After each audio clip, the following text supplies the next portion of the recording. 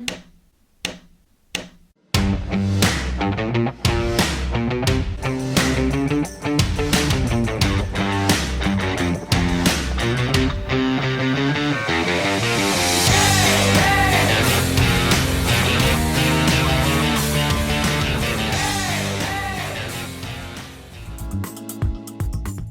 Rosie and Bill Show wish to thank our primary sponsors. The Mallon Agency, located in Springfield, PA, where they take pride in exceeding expectations every time. Anthony DeCecco and our friends at Tennis Addiction are ready to serve all your tennis needs at their beautiful facility in Exton, PA.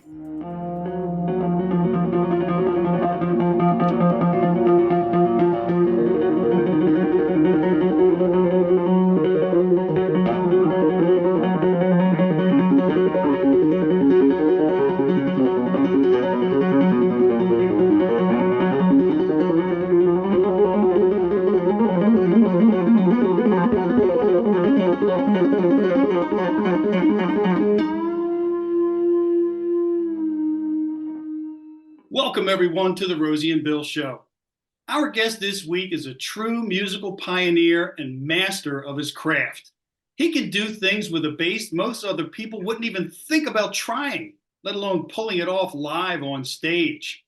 Please welcome to the Rosie and Bill Show, one of rock's most beloved and respected performers, the founder of Mr. Big and a whole lot more, Billy Sheehan. Billy, welcome to the show, sir. I'll try to live up to those kind words. That's very nice of you to say. Very nice. Oh, Billy, first question. Before Mr. Big and David Lee Roth and all the other bands that you've been with, what led you to music and what made you pick up the bass? Well, my mom was into a lot of great music. She was a Sinatra fan, an Ella Fitzgerald fan, and so I picked that up from her to some degree. But when I grew up, I was born in '53. So by the time I was 10 or 11, it was in the '60s. And sure enough, music was everything to everybody. The radio was on all the time. And then when the Beatles hit, then it quintupled. I mean, everybody was into music. Stores that were selling furniture moved some couches out of the way so they could set up their Vox amps and guitars for sale. It was an explosion of bands and music. And fortunately, right around the corner from me was one of the best bands in Buffalo, the two brothers, the Hesse brothers, Jim and Joe. And they rehearsed down in their basement, their different bands that they had in the area. And so I could hear them rehearsing at night. And of course, when you're far away, you hear the bass more than anything else. And Joe Hesse was a super cool guy, had a Triumph motorcycle, had a beautiful girlfriend. He's a bass player. I wanted to be like Joe, but I was too little. I was young, and he was my older brothers and sisters' age, so they'd hang out with him. And if I wanted to hear the band, I could like sit outside on the driveway, but I couldn't come in with the cool kids. So I would sit out there and listen. And one day he let me come in, and wow, there's a bass. I couldn't believe it, and I picked it up and plucked it a few times. Got a blister on my finger right away, so I knew it was a match made in heaven. And so I wanted to play bass. I wanted to be like Joe. And then when the Beatles came out, I remember it was a transition because Joe had like slick back rockabilly kind of hair. And then the Beatles came out. And the next day, everybody had washed all the Brill cream out and had long Beatle hair and Beatle boots on. So we saw a change in culture happen almost overnight. And so it was all about the Beatles now. And so I saw them on the Ed Sullivan Show and saw all the girls screaming and said, I want that job. That's the job I would like to have. So between Joe and seeing the Beatles on Ed Sullivan, I became just obsessed with, and not only popular music, I got heavily into a lot of classical music. I'm a big Sinatra fan, a lot of Indian music, a lot of cultural music. And my first concert I went to in Buffalo, New York was Jimi Hendrix. So that helped too. Wow. Yeah, that'll do it. Did you ever have any interest in any other instrument, or it was just a love affair with the bass? The first instrument I actually sat down with was a drum kit. Down the street, the Bowers, the boys, they had a drum kit. So I actually sat down and was able to hit the kick drum, snare, and cymbal in time. And I thought that was really cool. I'm glad I wasn't too enamored with it because drums you got to carry a lot of stuff around with you all the time. And I my know. sister, yeah, right on. And my sister had an acoustic guitar, which I borrowed from her, and then I offered to buy it from her for $35, and I still haven't paid her yet. So she's got a calculator. She's adding up the interest rate. So and she's going to take a trip to Tahiti on that anyway. But That's so funny. guitar was cool, but I wanted to play the bass. So I learned some chords and learned how to play. The first song I learned, almost everybody, was Gloria by Shadows of Night. So I learned that and a bunch of songs, but I wanted to get a bass. So finally, when I did get a bass, then I was kind of home. And but my first band out of high school was a horn band. We had tenor, alto, trombone, trumpet, 3 singers, guitar, bass, drums, keyboard, 11 guys.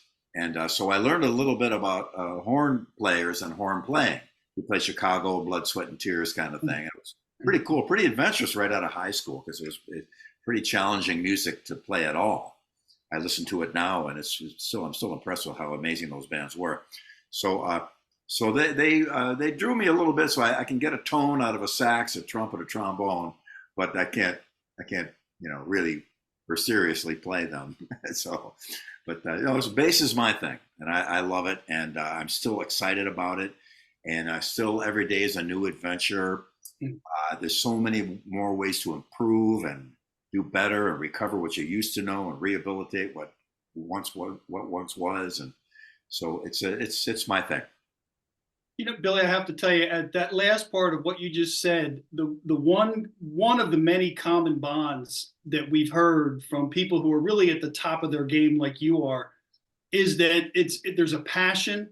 The fire burns bright. You're always looking for ways to improve and to get better. And we've seen that whether it's guitarists, drummers, singers. It's just a never-ending process or evolution, isn't it? Absolutely. I heard that Pablo Casals, the famous cellist, was in his 90s, and and he's still practicing. And somebody said, "Well, Pablo, why are you still practicing at 90 years old?" He goes, "I'm starting to see some improvement." And that's true. I mean, just this last week, or these last couple of days, I was in here in my studio with my engineer, Scott, who's just a genius, and we recorded 16 songs for various clients around the world. As we're working, I'm coming up with like new things and new ways, and he'd leave and I'd stay and play and try to develop those new things and new ways of moving around the fretboard and new ideas, new note choices, and things of that nature. So, but I'm really glad it never ends because when you climb one mountain, you just get a better view of the next mountain you got to climb, and in the end, it's not only is it a great therapy for our troubled world, for sure, to sit down and work on this, or just to play songs and sing and play, to write, and record, and just it's a really glorious endeavor, and I love to see young people getting involved more and more. I think it's one of the greatest things you can do for your life is to be involved in music in some way and play an instrument. That mountain metaphor was really cool because it's also a life metaphor. Yeah.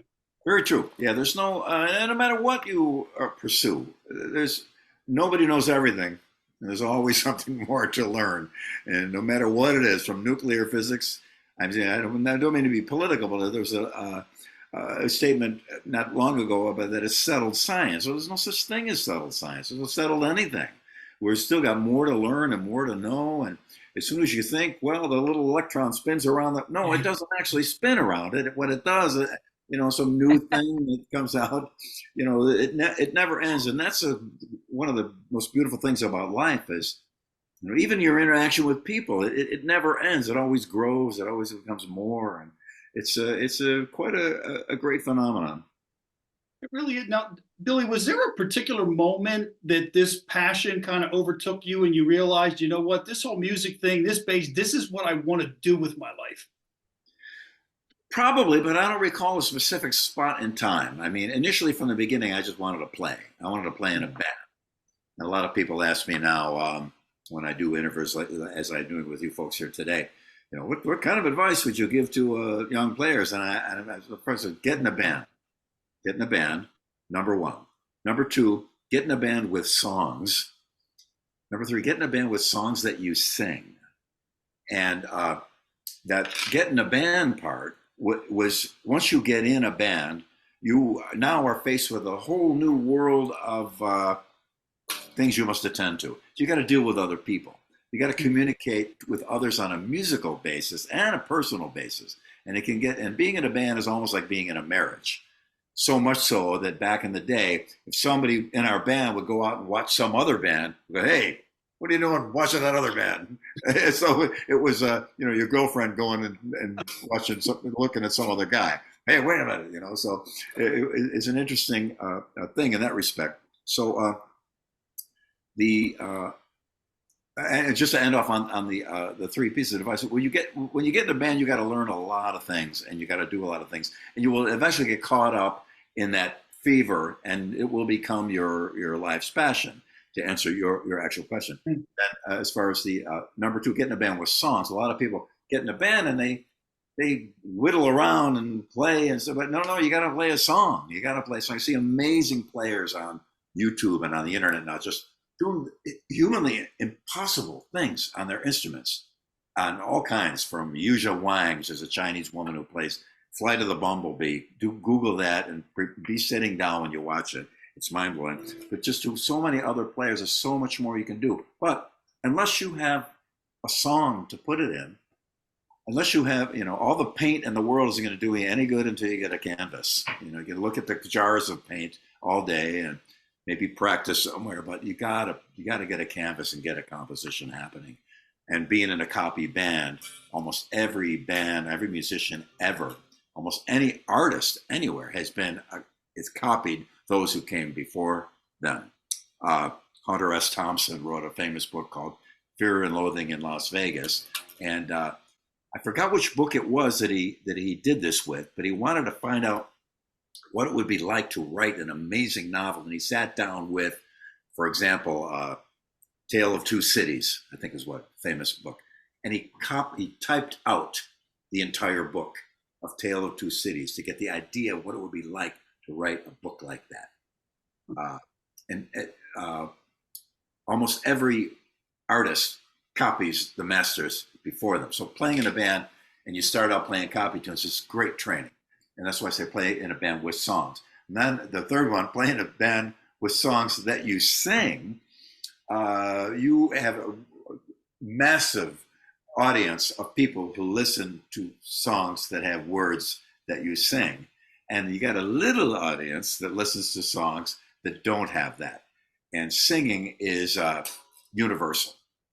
Mr. Big, we're very, very lucky to have had a number one single with To Be With You. And we just crossed over 116 million views on YouTube because you sing. And when we go to the Philippines or Indonesia or Uruguay or Russia or wherever we go, people know the lyrics to that song and they want to sing along to it. So anyway, your original... Well, yeah, because that is relatable. Sorry to interrupt you, Billy, but That's cool. People sing in their showers. They don't play the guitar or the piano in the shower. It doesn't matter if they're good or not. They feel that that's something that they can share, that they can relate to in that song, that, oh, hey, I can do that. I can't play the bass like Billy, but boy, I can sure sing that melody, Yeah, it's great. And it brings people together. And I pointed out a couple different countries that we've been successful in because of that. And we got friends everywhere, all over Japan and Taiwan and Thailand, Philippines, Singapore, Indonesia, Malaysia, just run down the list. It's quite enriching to be able to go to these places and have somebody, hey, are you the guy from Mr. Big? It's pretty amazing. I think you topped the charts in 14 other countries too. So to Rosie's point about being relatable, it was relatable around the globe. And one thing I've always wanted to know was when you guys got together and recorded that song, did you have any inkling that it was going to take off the way it did? Not a clue. Matter of fact, we put it last on the record. Oh, So like when the closing credits of the movie are rolling, "To Be With You" that's was playing, right. the last one, and we released 3 other singles before it. So if we would have known it was a hit, we would have put it first and released it first. Believe me, it got right to the chase. But we didn't know, and it really did happen organically. Uh, Oddly, it's just record companies are a funny thing. We love the people at Atlantic Records; they were wonderful to us, but there was a couple of hiccups, and one of them was they hated the record when we gave them Lean Into It. They didn't like it. They didn't hear any singles, and they didn't even want to release it. So our manager managed to force the issue with screaming, yelling, pounding, and smashing enough to have the security sent to the president's office because they were worried about his safety. And finally, they released the record. 3 singles in, nothing happened. And then again, our manager was a genius. He got some proper people on the case, and it started to break out all on its own to such a degree that the label wanted to stop it because there are other artists. A radio station will only add so many artists from a label. So for Atlantic Records, we already added Phil Collins, so we're not going to add anybody else. So radio station would add To Be With You, and the label would call up and complain, no, we got these other artists. They go, no, we're getting a lot of phone calls and people love the song, we're keeping it on. So against their wishes, we managed to climb up into the top 40, which we were about ready to pop champagne in the top 20. Then we're up around 7 or 8. I forgot how it actually went. And there were 2 artists ahead of us. Prince and Michael Jackson had a single out. We thought, that's no way we're going to be. Sure enough, bang, we hit #1 with that. And it's kind of a joke. I would tell people, hey, we beat Prince and Michael Jackson out for the #1 spot. Would you mind starting my car for me? What Bang. made you start? I mean, I bet you're glad you started that band. How did that come together? Oh yeah, I'm so glad. I lucked out. I found great people, and we got very lucky by having an amazing manager, Mr. Herbie Herbert, who I mentioned. He was one of the founding fathers of the music business. He was the guy who said, why don't we sell T-shirts at the show with the band's name on them? Because before I went to see Hendrix, and there was no Hendrix merchandise. Just go in, see the show. Thanks a lot. Goodbye. And he, among many other innovations, I think he was the first company to do live video on stage with the band. And he put Journey together. It was his band. He found Steve Perry, brought him in the band, and so he was quite an influential man. So yeah, I got very lucky with him, with Eric, Paul, and Pat. God rest his soul, Pat Torp. We lost him not too long ago. Now touring with us, and Nick DiVirgilio is doing a wonderful job, and it's a great thing. We really just did so well together. And people ask, well, how come you're doing a farewell tour? Why don't you just keep playing forever?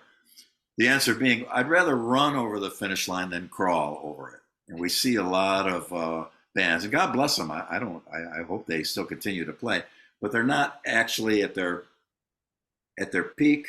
I mean, neither are we really, but we're doing okay. But I didn't want to get to a point where we had to play, and it's just just put a period at the end of the sentence and be able to say thank you to everyone. And call You sound pretty amazing, Billy. We were watching even some of your videos that you do where you're just jamming with, the tracks of your band or cool. Instructional videos. I mean, you're amazing.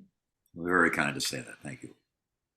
Yeah, and I think, Billy, the other thing with the band, like I look at, you start, was it 87, 88, around that time frame is when the band started. Yeah. And you ran until 2002, had that little break for a few years, got back together. What was that time like kind of in between? I know you reunited with Steve Vai, and you started Niacin. You had other great things going, but how did that time compare, say, to, these different stints and long time with Mr. Big? Well, again, being in a band is a thing.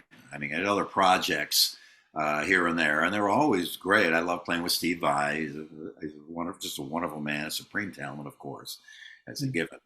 And Niacin was amazing. I got to play with Dennis Chambers on drums. He's probably my the greatest musician I know. He's so amazing. I've learned so much from him. But being in a band is the thing, and it's you have other people on your side. You're kind of joined together in some kind of a bond.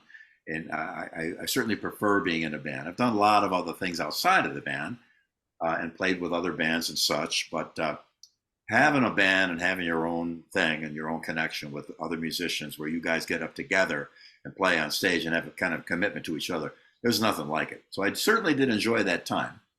And I like the idea of playing with some other players once in a while because it rounds you out as a musician a little bit more. Playing with the same guys all the time, that's cool, and you'll be super tight, and that has its own value right there.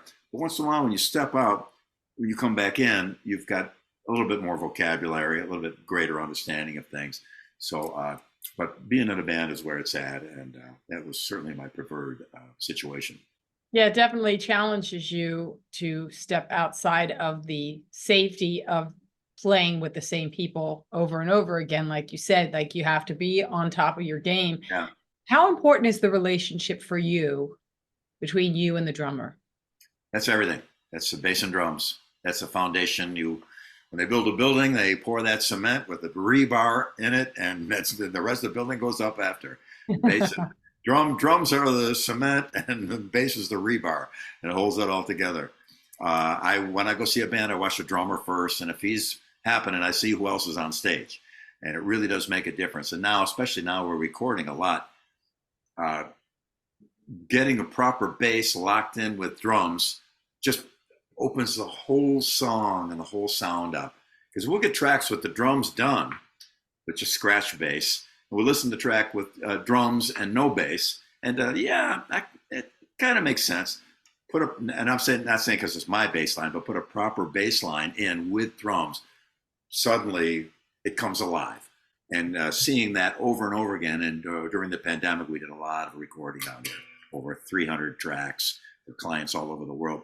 And we saw that over and over again. We'd listen to the thing and go, I don't know if this is very together. And we'd figure it out and lay that bass in and go, oh, there's a song there. So for me, of course, guitar. I love guitar. I love guitar players, and vocals are really the icing on the cake all the time. Like you said, you don't see people playing piano in the shower. On The Voice or America's Got Talent or any of those things, you don't see a lot of guitar players and bass players. You'll see a lot of singers, and that's where that's at. But for me, I've been lucky to play with really great drummers. All the Tallis drummers were fantastic. The last one we had, Mr. Mark Miller, made quite an impact on a lot of people's lives. But all of them were just fantastic, and I learned a lot from them all. Then I went to play with David Lee Roth, Greg Bissonette, just amazing. I just did a track where he's doing the drums on it, and just as amazing as ever. I did a record with Steve Smith, did a record with, or a couple songs with Vinnie Colaiuta, Terry Bozzio, worked with him. And then Mike Portnoy, of course, and the Winery Dogs and other projects, just a grandmaster. Ray Lugiere, we have a little production company together. We played on a lot of records. He plays for Korn. He's just a grandmaster. So and Dennis Chambers, of course. For me, I gotta put him on the top of the heap. But all the other drummers would probably agree that he should be on the top of the heap. He's so wonderful. So yeah, drums. It's all about the drums. And the first thing I ever learned about bass when I went into Joe's house, the one day he let me in, it was just him and the drummer. And I said, Joe, but where's the rest of the band? How come just you guys playing? He goes, well, every time the drummer hits the bass drum, I got to play a note. So when he plays, I got to play notes to that beat and play those tones. And amazingly, I've told that story when I do bass clinics and seminars and master classes. Some people, they don't know that you play the beats of the drum, but you give them pitch. Drums are time. Okay, we know what the time is. It's 4/4, and it's this kind of groove. What key are we on? I don't know. Oh, bass comes along. Now we have a key. Now we have a root note. And so now you build from there with guitars, piano, horns, drums, vocals, and all that. So the first thing I ever learned was you got to watch the drummer and play what he plays. And that's what I do. That's so basic and so simple and such a jewel. Yeah, and it's easy to escape a lot of beginner players. Especially now, we see a lot of crazy ass soloing and amazing stuff. And you think, well, that's what basically it's playing along with that bass drum, and there's about 1,000. That's how about 1,000 songs begin. What I just sang right there, Yeah. and most of them hits too. I mean, that's how that works. No, absolutely, and it's so key as someone who's tinkered on the drums every now and then and understanding the importance of kind of holding down the bottom with the bass and the drums.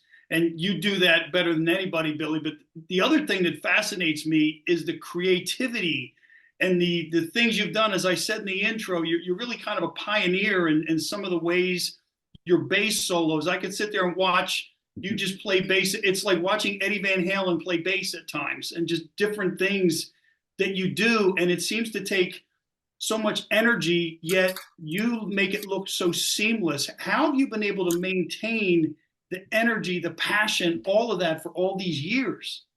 I have no idea. It's just something. If you love something as much as I love what I'm doing here, you can ignore the pain, ignore the struggle, and I post pictures of my fingers when I start a tour. They get torn to shreds. People always misunderstood it. Think, oh, you poor thing. Oh, I must be in pain. Or you got to put nail polish on them. They go, no. This is good. I want them torn up. They need to be torn up. That's the sound I get is those calluses up against those strings, and it hurts a little bit, but it hurts so good too. You're getting somewhere with that. Billy, yeah, you're obviously completely dedicated to your craft, and it's just a part of you. It's very plain to see that. How has that influenced the other parts of your life, your ability to have a balance and explore other things in your life? Well, I have a lot of interests, of course. I've been a science buff since I was a little kid. I pretty well mechanically inclined. My dad and my big brother were great at fixing or doing anything, pretty much. So I'm a home handyman. But when all life and the chaos of life surrounds you, I have one thing I can always go back to, and it's this thing right here. So no matter what, good or bad or indifferent, I've got this thing that I will be going to that I have just spent countless hours. I know it's a 10,000 hour thing. I probably at over 30,000 hours on this thing. Or maybe more. I might be underestimating myself. And it does really, like I said earlier, it's kind of a therapy. It's really, for me, it's home base, and for me, also being on stage, I live to play live, and I play live to live. Playing live is where everything all comes into play. Everything about the electronics and the pickups and the gear and the strings and the bass and your ability to sing and to remember, or the chords and the changes and to perform it all the valuable things that I have in my life all come to play when I'm on stage. So coming back to this really is grounding to me.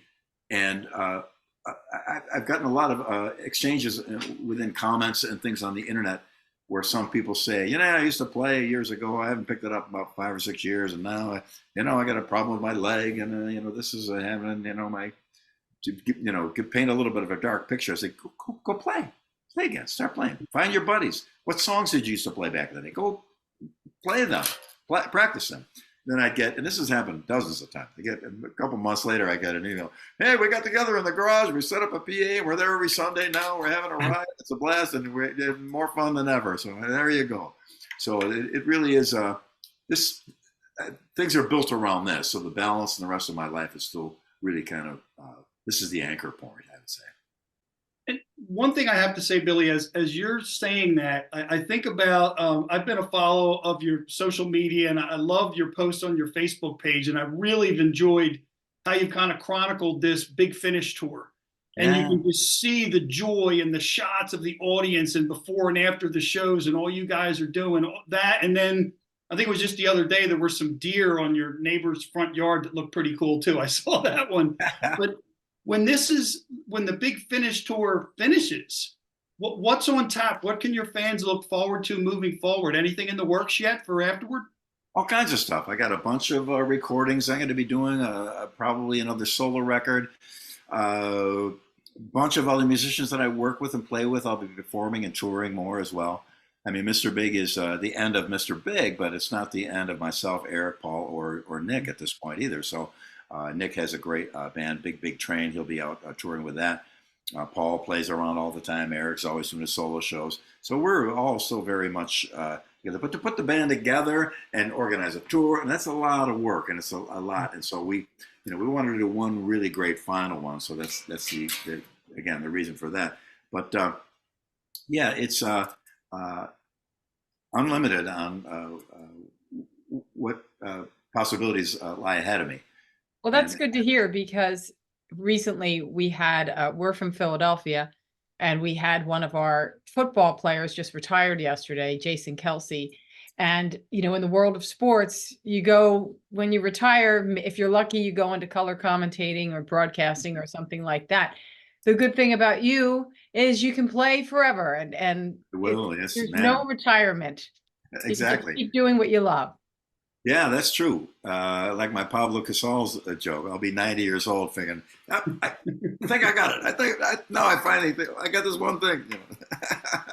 And I love that. I'll be 71 on March 19th coming up. And I still feel a lot like I'm 16 years old, the way I look at things. I mean, I'd be driving in my car and go, oh, I got an idea on bass. I got to hurry up and get home and try this thing, You can see that exuberance in you, and it's contagious, it's inspirational, and it's beautiful. Billy, thank you so much. The time has just flown by. We really appreciate you coming and talking to us, and we wish you the best on the big finish, and of course, all of the projects you have coming after that. So thank you so much. My pleasure, absolutely. Thank you both for having me on, and it's been wonderful to speak to you both, and I'll look forward to seeing this interview posted, and I'll spread it around on my social media so everyone can enjoy it. Absolutely. And folks, thank you so much for tuning in. We hope you've enjoyed the show, and we'll see you next week.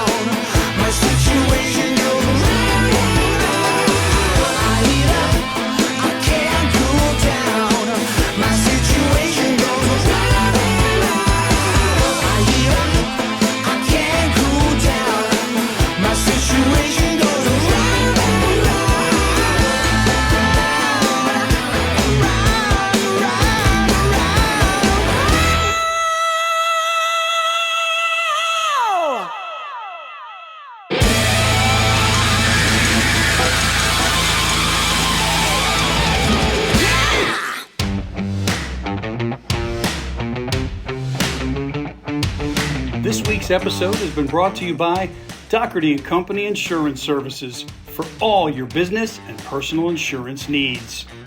Our friends at Tennis Addiction in Exton, PA.